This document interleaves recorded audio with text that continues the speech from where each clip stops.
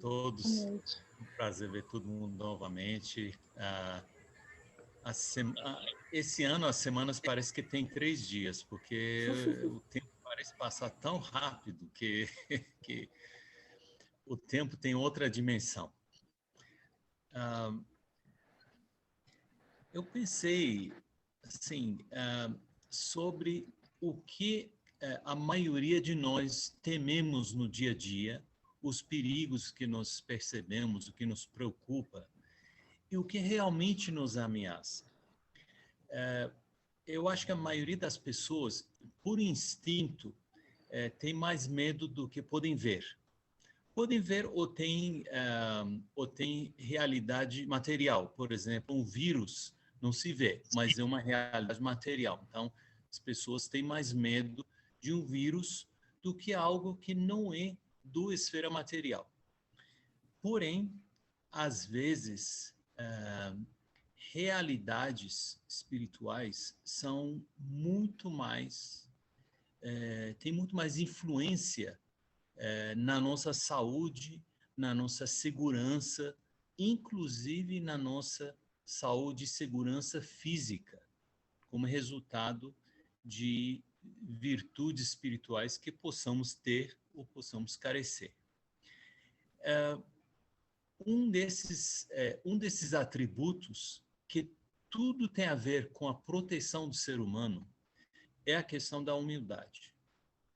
E como muitos assuntos de cerne espiritual e abstrato,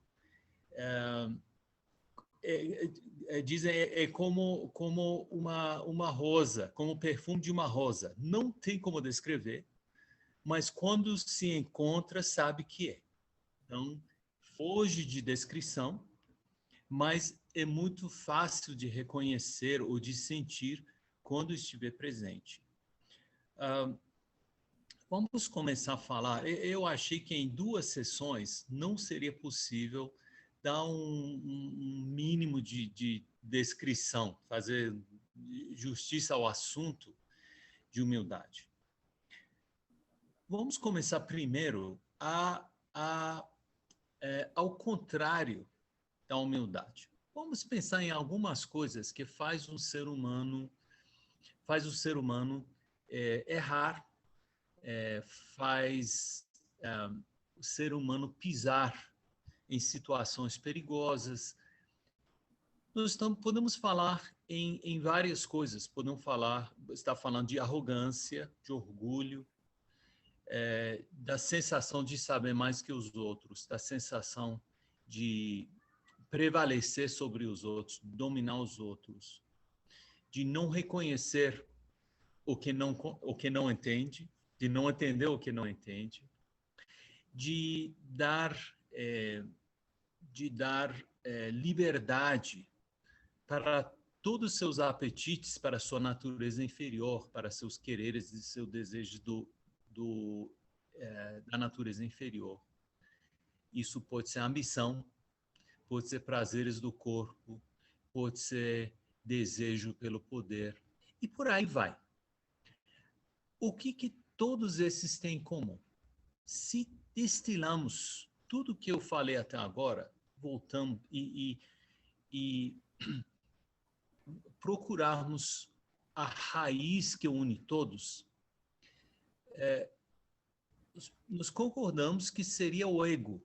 Eu acho que o ego, e não no sentido psicoanalítico, o ego no sentido de querer, de egoísmo, da insistência da natureza inferior do ser humano, o ego é que tem como ramos tudo que nós falamos, tudo que eu dei como exemplos e muito mais. E a humildade talvez possa ser descrito como a dominação ou a diminuição cada vez mais do ego, da natureza inferior. Uma vez perguntaram de Abdu'l-Bahá quem são os santos.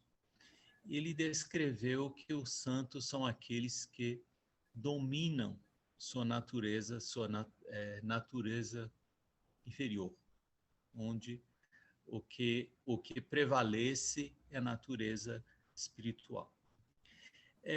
Então, eu vou começar com algumas imagens. Hoje vamos ter muitas imagens. Ana Paula, como que você poderia passar o compartilha a tela? Já está habilitado para você compartilhar, sim. Ok. Eu não sei se alguém conhece essa foto. Pensem o que vocês estão vendo, se reconhece, e essa foto tem o nome famoso de pontinho azul. Pontinho azul claro. Aí está. Aqui, essa é a nossa Terra fotografada. A foto não apareceu ainda. Essa foto, que é uma nave espacial tirou da Terra quando virou a câmera para trás para filmar sua origem. Aqui está. Vocês estão conseguindo ver? Sim. Sim, sim. Aqui está. Olha, esse é nosso mundo. Mesmo com magnificação extrema, não deixa de ser um pontinho. E está suspenso no raio de luz. Essa faixa vermelha é apenas um raio de luz onde está suspensa esse pedaço de poeira que é nosso mundo. Toda a nossa história, todos os nossos desejos, tudo que passou, tudo que está acontecendo, todo o nosso mundo está aqui. E isso nos diz muito. Vamos parar de compartilhar por um minuto.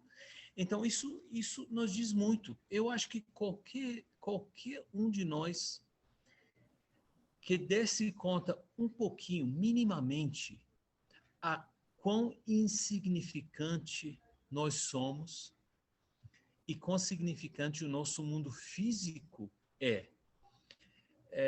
uma verdadeira compreensão disso em si já nos levaria longe para nos livrarmos do ego.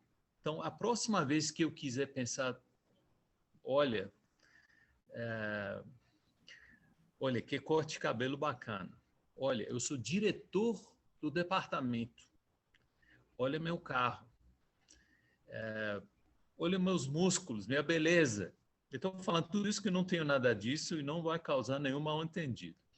Então, se eu achasse que tivesse qualquer uma dessas coisas, era só dar um passo para trás e ver como que isso é insignificante. O ego nos engana. O ego distorce a verdade espiritual de que nós somos insignificantes, mas quando ligado à fonte, quando inspirado pelo divino, pelas forças divinas, pela inspiração divina, nós viramos extremamente poderosos, cada um de nós. Não por nós, por nossa conexão. Então, é uma dualidade do ser humano, que na medida que o ser humano se esvaece da sua natureza inferior, do seu ego e os aspectos do seu ego, aí sim começar a ganhar significância, começar a ganhar poder, começar a ganhar importância, compreensão verdadeira. E não antes. Eu tinha um professor, eu tive privilégio de frequentar algumas aulas barrais de pessoas muito diferentes, muito diversas. E isso me mostrou como que a realidade espiritual, as verdades espirituais, as escrituras sagradas podem ser compreendidas de incontáveis maneiras. Então, um desses professores, ele usava um exemplo muito interessante.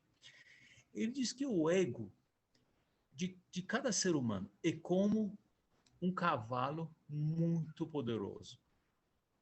Então, tem que ficar de olho, com os 2 olhos, 2 mãos e as 2 pernas em cima desse cavalo. Senão, rapidamente pode te derrubar. Te derruba. Não te leva para lugar nenhum, te derruba. Então, eu vou voltar, agora que eu sei como fazer o share screen. Olha aqui. O ego me fez lembrar dos cowboys nesses eventos. Eu não sei por que alguém montaria um búfalo 15 vezes mais pesado que ele, mas tem gente que faz. Mas um exemplo muito interessante.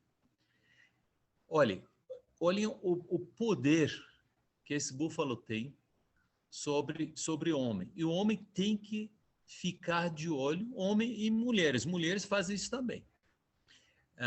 Tem que ficar de olho, tem que se esforçar ao máximo para não ser derrubado. Então, um ego fora de controle é extremamente perigoso. A pessoa pode ser jogado, pode se machucar, porque o poder destrutivo do ego é muito mais do que a gente imagina. Tem gente que não se dá bem.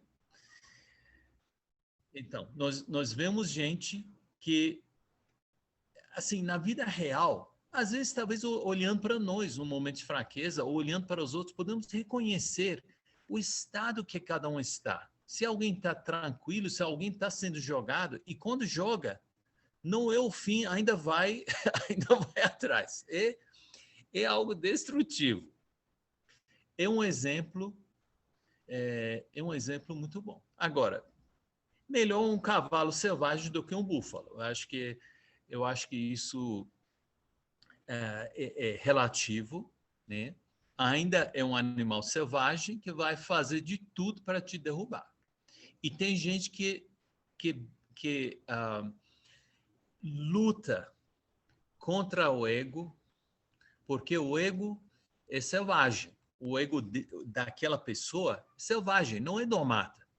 Então, o máximo que pode fazer para um ego selvagem é de tentar segurar do jeito que for possível. Agora, tem gente que não sabe que pode ser derrubado. Gente que está um pouco melhor, um pouco pior. E eu acho que a questão do ego depende do ego de cada um. Por quê? Entendendo o que Baha'u'lláh Abdu'l-Bahá diz sobre o ego é algo que não é o mesmo em todas as pessoas. Pode ser domado, ou não é o mesmo em todos os momentos. Estou tentando voltar para deixar de...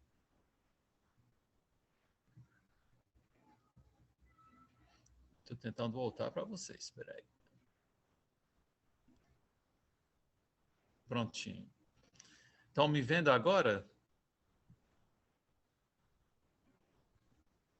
Ainda não, é no Stop Share lá em cima, no vermelhinho.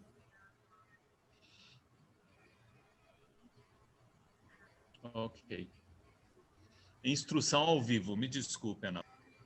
Acho que na quinta, sexta repetição que agora eu estou aprendendo das instruções. Então, nós vimos pessoas tentando domar animais de diferentes naturezas. O búfalo é muito pior, muito mais forte, muito mais fora de controle. Um cavalo selvagem é menos ruim. Agora, o que acontece no ser humano quando ela ou ele consegue apaziguar o ego, consegue dominar, consegue entender, consegue deixar o ego submetido à natureza espiritual, e não o contrário. Esse mesmo animal, digamos, esse mesmo perigo, pode se converter em algo que ainda está lá. Ainda pode... eu mostrei na última foto um pônei. Os pôneis também, alguns são mal-humorados. Agora, o poder e a tendência de derrubar é totalmente diferente. Quem monta o pônei não está gastando toda a sua energia para controlar. Não gasta dia e noite tudo para poder controlar N instintos fora de controle. E, evidentemente, não corre o mesmo perigo. Então, vamos pensar teoricamente em alguém extremamente ambicioso e alguém que não é controlado pela ambição, por aquela sede de poder, sede de superar os outros, aquele desejo incontrolável de mandar nos outros, de ter mais que os outros, de ter mais títulos, e por aí vai. Isso, eu não estou falando ambição, não estou falando desejo de excelência, de melhorar, de aprender. Não é isso. Estou falando desejos desmedidos, desejos que respondem a instintos mais, digamos, inferiores, mais baixos do ser humano. Então, na medida, e depois vamos falar nesses detalhes, na medida que um ser humano consegue apaziguar e subjugar seu ego, sua natureza inferior, sua posição, sua relação com seu ego muda. Então, vocês estão vendo, olha a diferença aqui e aqui. Quem é que vai se machucar?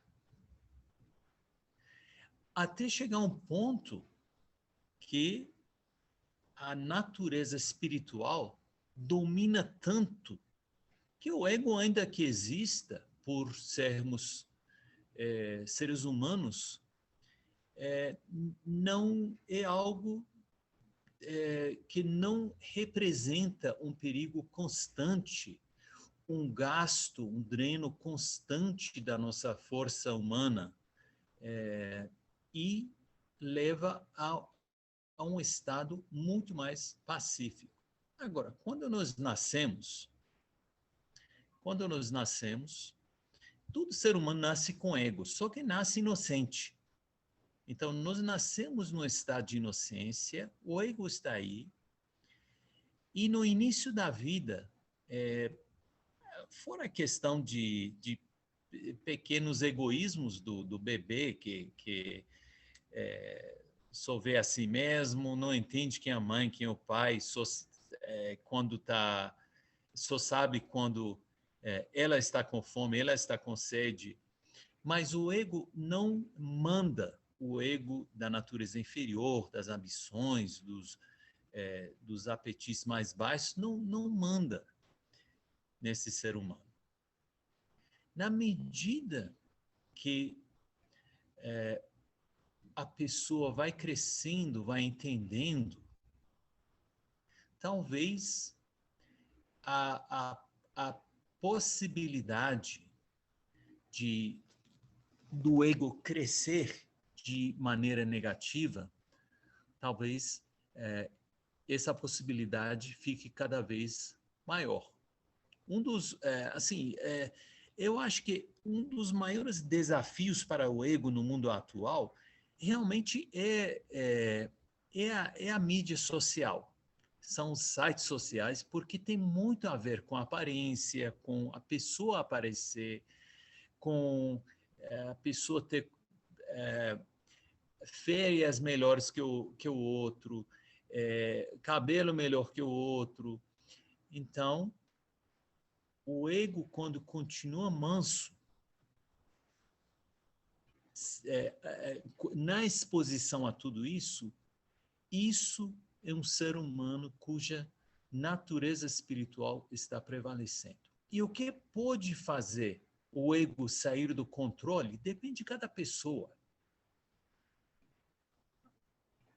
Uma pessoa pode sofrer tentação de perder controle do seu ego porque é jovem, porque é forte, porque é atlético, pela sua juventude, pela sua aparência física, pela fama. Não sei se eu reconheço esse ator, mas talvez nem todos reconheçam. Pode ser pela fama, pelos fãs que rodeiam ele, pela questão de poder. Então, esses são alguns exemplos do que pode fazer o ego,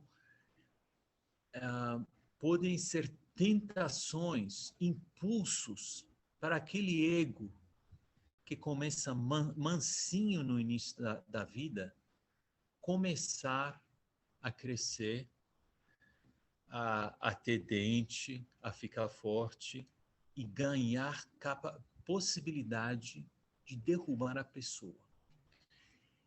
E estou dando esses exemplos porque a percepção espiritual dos eventos muitas vezes é uma prisma diferente de ver o que acontece na nossa vida. Exemplo, alguém fica famoso e todos os amigos, a família ficam felizes por aquela pessoa. Tinha muito talento, sempre queria ser atriz, queria ser cantor, queria ser não sei o quê, e agora conseguiu. Será que isso é bom para essa pessoa? Isso é uma notícia boa ou ruim? Depende. É óbvio que os desafios que essa pessoa tem que enfrentar agora, que é famoso, ou agora que tem posição de poder, ou agora que cresceu e ganhou muita beleza física, e por aí vai. Ou ganhou um título de universidade, agora sabe muito, ou acha que sabe muito. Tudo isso pode ser bom ou ruim, dependendo de nós e dependendo do que fazemos com aquele sucesso, aquela beleza, aquele poderio atlético, aquela posição no governo, e por aí vai. Agora, o perigo está na medida, na comparação do nosso controle e o poder do bicho, que é o ego.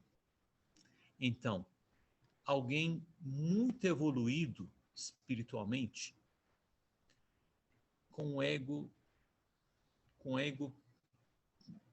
pouco ameaçador, está numa posição muito mais segura, não tem garantia, não está totalmente segura, mas está relativamente mais segura do que alguém cujos poderes e percepções espirituais são pouco evoluídos, são atróficos, são pequenos, são fracos e têm muitas tentações para o ego. Então, se tem mais conhecimento do que está capaz de lidar, se tem mais poder do que está capaz de lidar, se tem mais fama do que é capaz de lidar, se tem mais posses materiais, mansão, carrão, seja o que for, para cada um é diferente, às vezes pode ser um anel, do que sabe, do que pode lidar, então está numa posição de perigo. Está em risco. Agora, se nós conseguirmos chegar à idade de maturidade, e não estou falando da puberdade, estou falando de maturidade, a idade que, se Deus quiser, nós já entendemos profundamente a vida, chegamos à maturidade espiritual, ainda com o ego mansinho, ainda com o ego como era na nossa infância, no nosso primórdio, aí sim é uma posição que é uma posição muito especial, porque é uma posição de evolução, uma posição, um patamar alto para começar a próxima vida na dimensão espiritual, quando nós partimos do mundo físico. E ainda nós ajudamos a trazer outros ao mundo e ajudamos esses novos seres, nossos filhos e netos, de evoluir e viver com o mesmo ego manso do que, se Deus quiser, nós desenvolvemos. Então, até agora, nós falamos, assim, muito em torno dessa questão de controlar o ego. Como fazer isso? São outras sessões, mas como abordar isso e os efeitos da humildade, nós ainda vamos, se Deus quiser, falar em outro momento. Vamos voltar à questão: o que é a humildade? Como se descreve a humildade? Nós falamos que é falta de alguma coisa, mas o que exatamente? Algumas pessoas, isso está em inglês, mas vamos ler juntos. Então, algumas pessoas tentam caracterizar, não dizer o que é humildade, mas o que poderia assinalar a humildade. O primeiro item, eu vou pedir ajuda quando precisar. Sim, talvez não é uma das características mais profundas, mas poderia ser.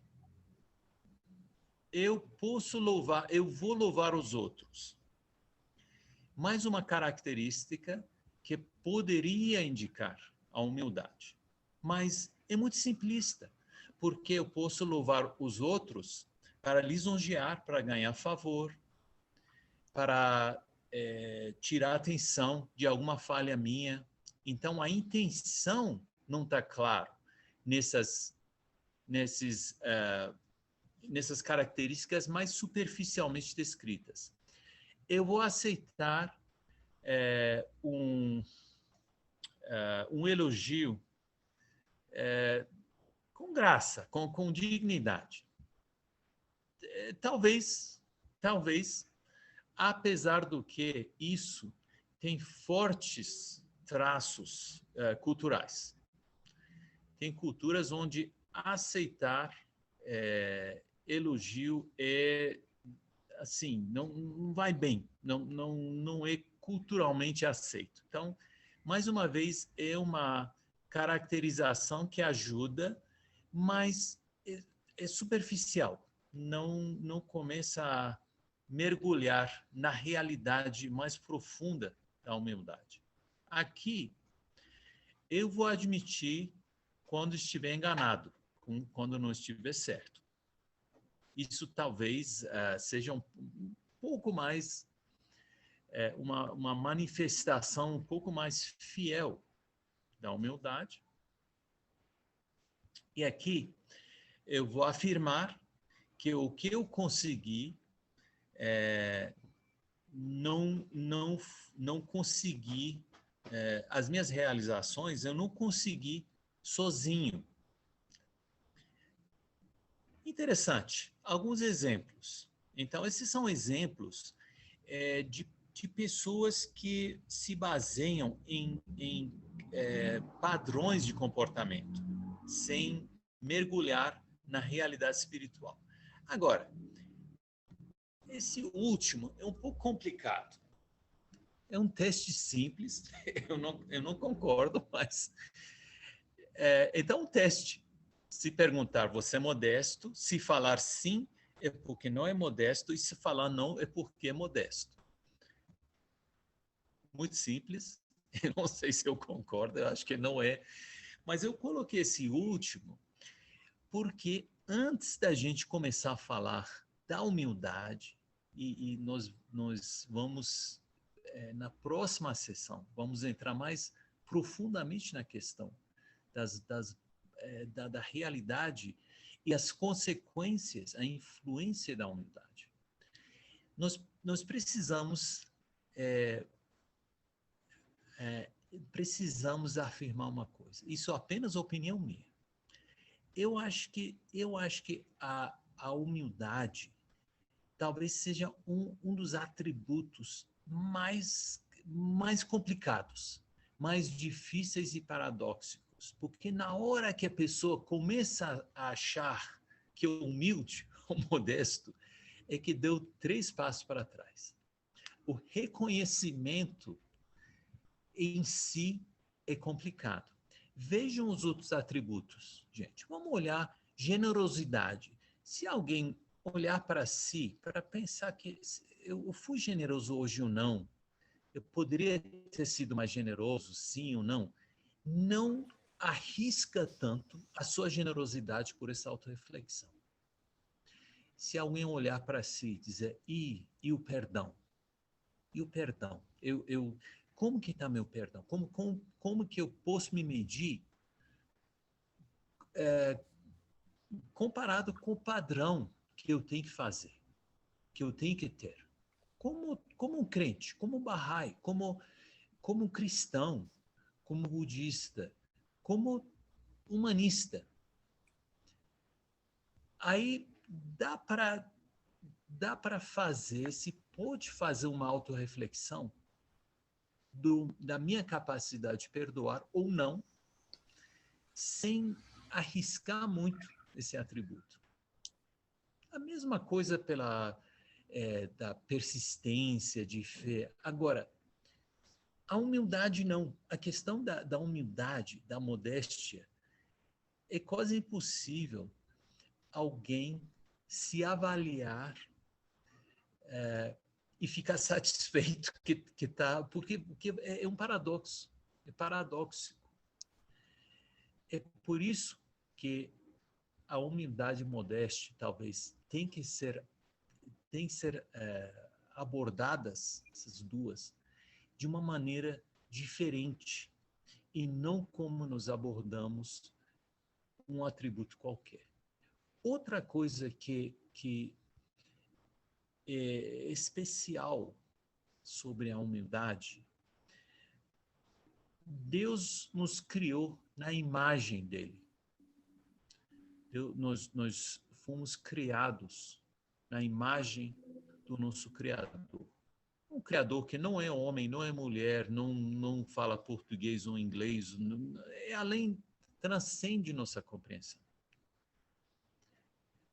Mas nós refletimos potencialmente os atributos que Deus nos mostra. Infimamente. Generosidade, perdão, o amor. Mas tem atributos que nós podemos apresentar a Deus que Deus, por sua natureza, não poderia ter. Deus, por sua natureza, nunca poderia mostrar humildade, nunca poderia mostrar servitude, a aquiescência, a resignação. Esses são atributos humanos. E um dos presentes mais especiais são esses atributos que nós podemos apresentar ao nosso Criador, que talvez a única coisa que ele, por sua natureza, não pode ter. Abordando a questão da humildade, então, é o início da nossa luta espiritual. Na próxima sessão, na segunda parte, nós vamos ficar um pouco mais prático. Hoje eu acho que foi algo abstrato. E nós vamos continuar nessa jornada de pensar sobre essa questão juntos. Então, muito obrigado. Eu gostaria de dizer duas coisas rapidamente. Acho que seria interessante, entre os comentários, se alguém pudesse comentar, sem mencionar assim, especificamente, mas quem era, mas falar de exemplos, pode até ser de si mesmo, sem falar, onde o ego acabou derrubando a pessoa. Sem entrar em detalhes feios, mas como que o perigo disso.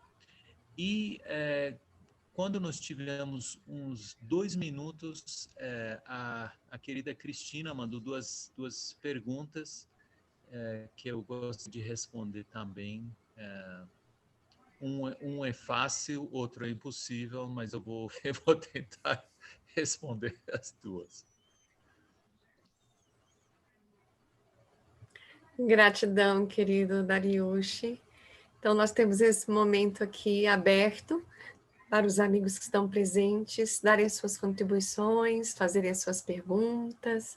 Fiquem à vontade.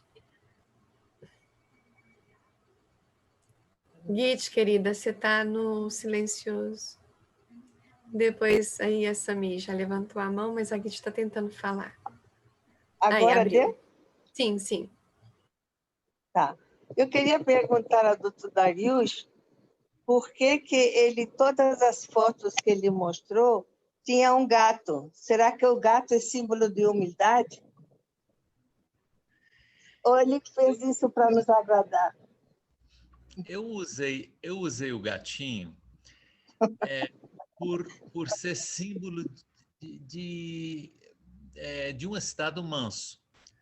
Agora, Dona Git pode dizer, olha, eu conheço gatos e não são mansos.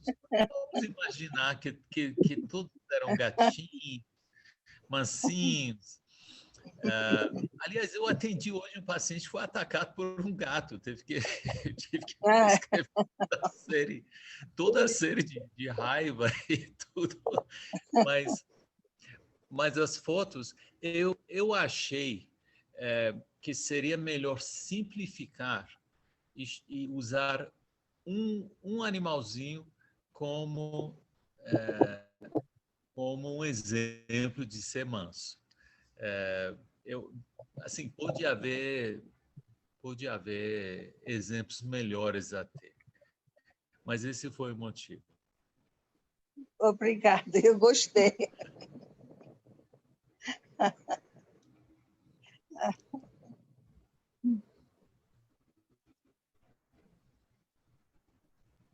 Sim, querida Yasmin. Yasmin? Sim.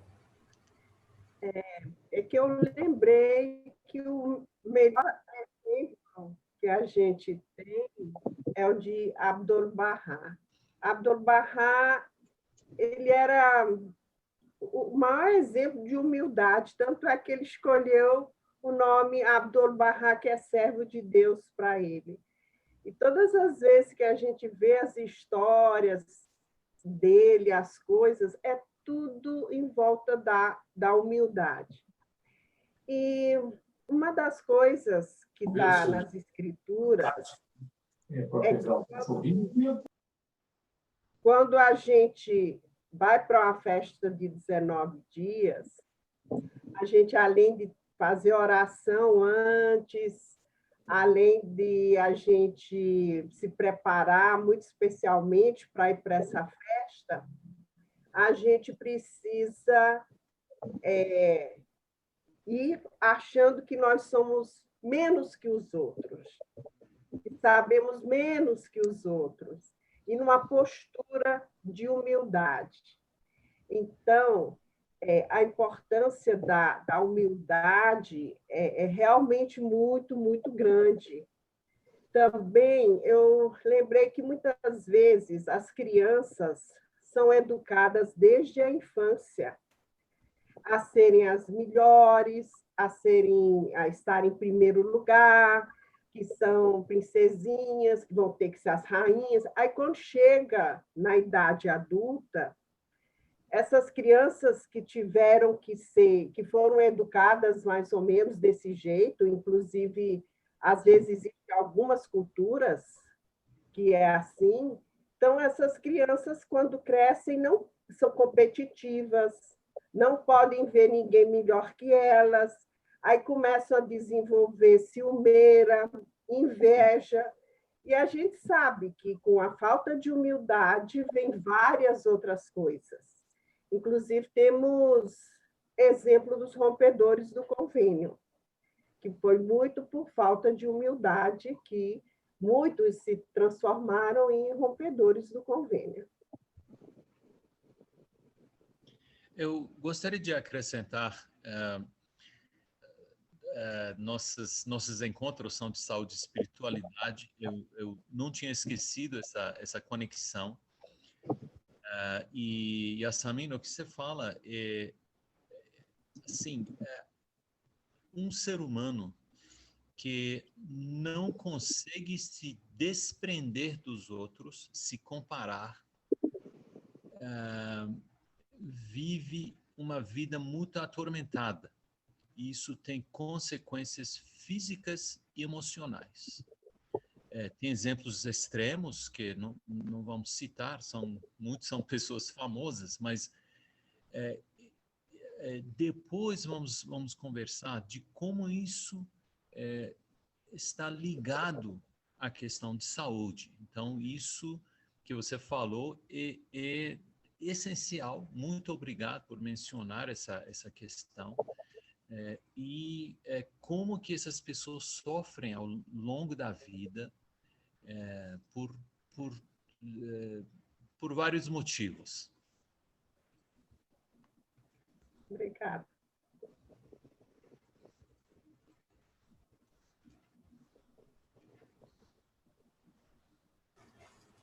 Mais alguém gostaria de comentar?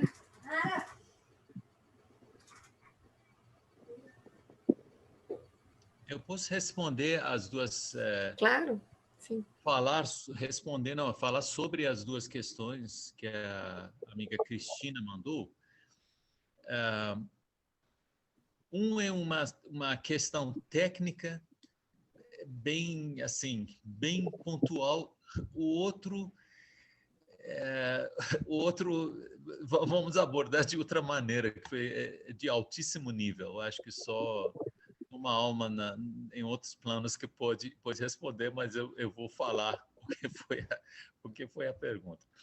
O primeiro é sobre a coronavírus, essa nova coronavírus, essa nova versão do coronavírus, e se a temperatura de 40 graus destrui o vírus.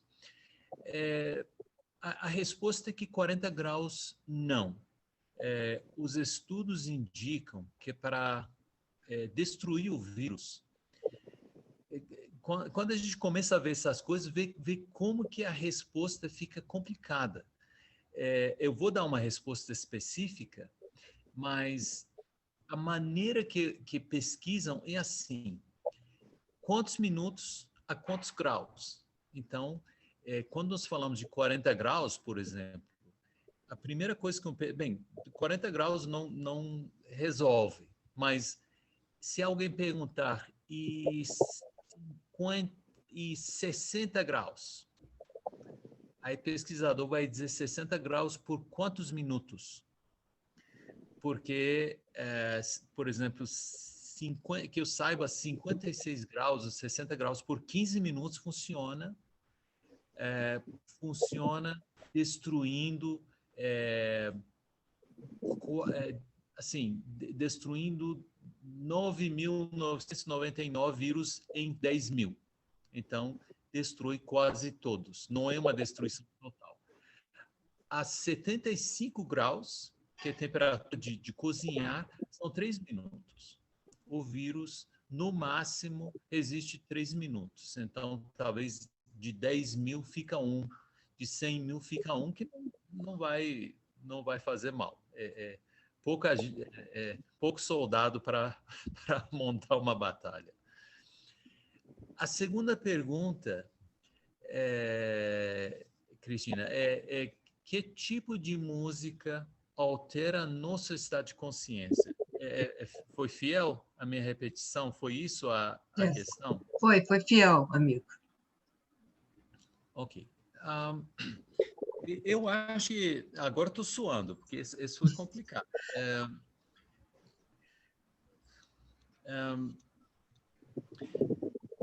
Eu acho o seguinte, aí temos a primeira pergunta, o que é estado de consciência? Eu imagino que você está se referindo a uma elevação do estado de consciência. Sim. Mas aí que está. O efeito da música depende... O bolo está com 12% no máximo. Está ouvindo. Depende do ouvinte. A mesma música em diferentes pessoas pode ter efeitos. Pode ser que alguém, por exemplo, tenha... Não dá para ouvir quando ele tem alguém falando. Sim. Pode ser que duas pessoas diferentes ouçam uma música suave, se eleva a um estado de comunhão, outros seja estimulado por apetites inferiores. Podem ouvir a mesma música, ouve tem um efeito e o outro tem outro, certo? Alguém pode pensar um estado de elevação, de exaltação, e outro pode imaginar alguém bailando em frente dele. Assim, depende do que a pessoa tem. Nós sabemos que a música foi descrita nas escrituras barrais e está usado universalmente em todas as religiões e movimentos místicos como um meio para alcançar estados de elevada consciência, estados de inspiração, estados de comunhão, de êxtase, e que nos conecta às realidades espirituais. É difícil dizer que tipo de música. Eu acho que é igual ao perfume da rosa. Eu acho que quem não tem nariz entupido, quem tem o olfato, sensibilidade. Quando sentir, quando encontrar, vai saber. E muitas vezes isso é instintual. Tem músicas que, ao ouvir, nos sentimos o contrário. Nos sentimos ansiedade, nos sentimos preocupação, sentimento. Tem músicas que dificilmente poderiam ser ligadas ao mundo inferior, e tem músicas que dependem da pessoa. Tem muita música, por exemplo, é regimentado. Uma música que muitas pessoas usaram em desfile militar, por exemplo. Usaram em guerra. Mas não é necessariamente música de guerra. O Shoghi Effendi fala do exército da luz. O Shoghi Effendi fala da abordagem sistemática de serviço. Isso é uma sistematização. Então, dependendo do nosso olhar, uma música que poderia chamar de militar, para nós poderia ser uma música de nos levantar, de nos unir, de nos levar para a iniciativa.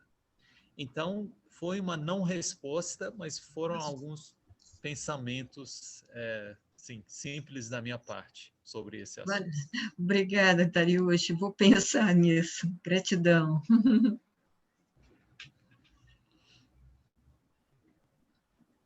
Muito bem, queridos amigos.